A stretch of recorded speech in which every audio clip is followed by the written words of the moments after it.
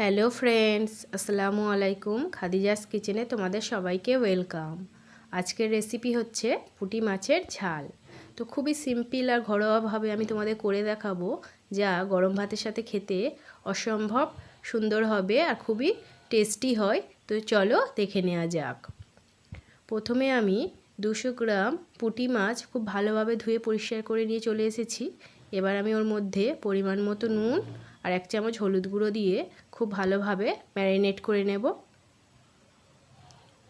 নুন আর হলুদটা খুব ভালোভাবে মাছের গায়ে আমি মাখিয়ে নেব। মাখানো আমার হয়ে গেছে। এবার আমি মাছগুলোকে ভেজে নেব। তার জন্য আমি কড়াইতে পরিমাণ মতো সর্ষের তেল খুব ভালোভাবে গরম করে নিয়ে মাছগুলো আমি দিয়ে দেব। একসাথে সব মাছ আমি দেব না, অল্প অল্প করে মাছ আমি ভেজে নেব। হাই ফ্লেমে হালকা করে আমি মাছগুলো ভেজে নেব। খুব বেশি কড়া করে ভাজবো না, সামান্য একটু গায়ে দাগ ধরে গেলে মাছগুলো আমি তুলে নেব। এক সাইড আমার লাল হয়ে গেছে, আরও এক সাইড লাল হয়ে গেলে আমি তুলে নেব। মাছগুলো আমার হয়ে গেছে, আমি তুলে নিলাম। একইভাবে বাকি মাছগুলোকেও আমি ভেজে নেব। মাছগুলো আমার সব ভাজা হয়ে গেছে। ওই তেলের মধ্যে আমি আলুগুলোকেও ভেজে নেব। ঝালের মধ্যে আমি আলু দেব, আলু দিয়ে ঝাল করব। তার জন্য আমি একটা আলু ডুমো করে কেটে রেখেছি। তার মধ্যে আমি কিছুটা নুন দিয়ে আলুগুলোকে হাই ফ্লেমে আমি লাল করে নেব। লাল হয়ে গেছে আলুগুলোকেও আমি তুলে নেব। তারপর ওই তেলের মধ্যে আরও কিছুটা তেল অ্যাড করে এবার আমি ওর মধ্যে দিয়ে দেব 2টো পেঁয়াজ কুচি। পেঁয়াজটাকে হালকা ব্রাউন করে আমি ভেজে নেব।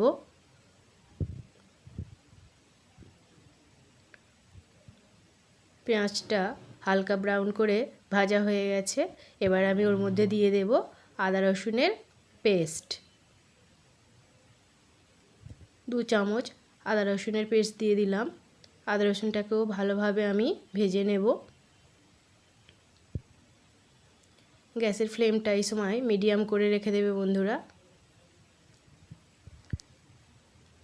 আদা রসুনের পেস্টটাকে ভালোভাবে ভেজে নেওয়ার পর আমি দিয়ে দিলাম একটা টমেটোর টুকরো।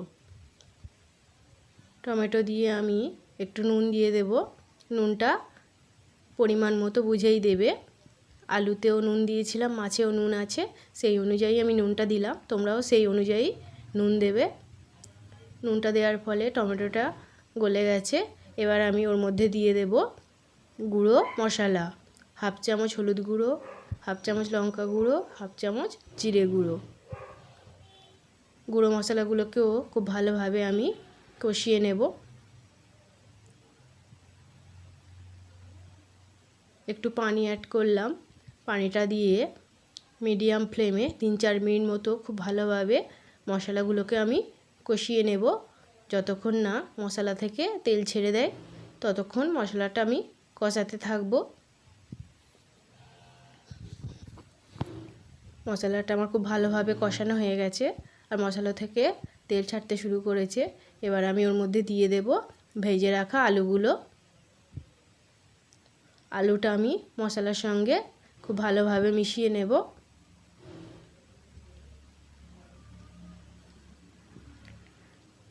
পুঁটি মাছের এই রেসিপিটি খেতে অসম্ভব সুন্দর হয়। তোমরা একবার এইভাবে ট্রাই করে দেখো বন্ধুরা। মশলাটা খুব ভালোভাবে আলুর সঙ্গে মিশিয়ে নিয়ে আমি ওর মধ্যে একটু পানি দিয়ে দিলাম।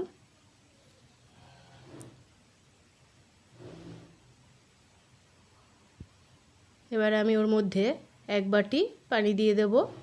পানিটা একটু বন্ধুরা উষ্ণ গরম পানি দেবে।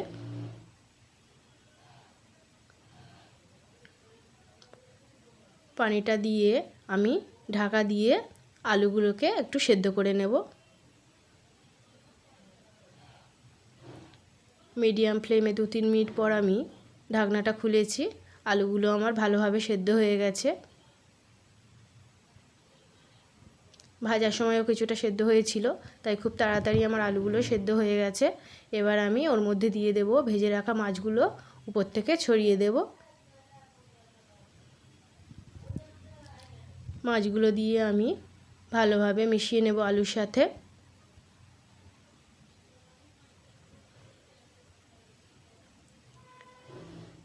মিশিয়ে নেওয়ার পর এবার আমি দিয়ে দেব উপর থেকে চেরা কাঁচা লঙ্কা। লঙ্কাটা তোমরা তোমাদের স্বাদ অনুযায়ী দিও। তারপরে দিয়ে দেব কিছুটা ধনেপাতা কুচি।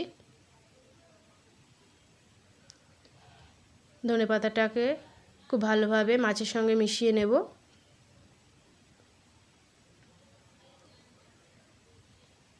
নিয়ে আরও হাফ কাপ গরম পানি আমি অ্যাড করেছিলাম, ভিডিওটা ডিলিট হয়ে গেছে।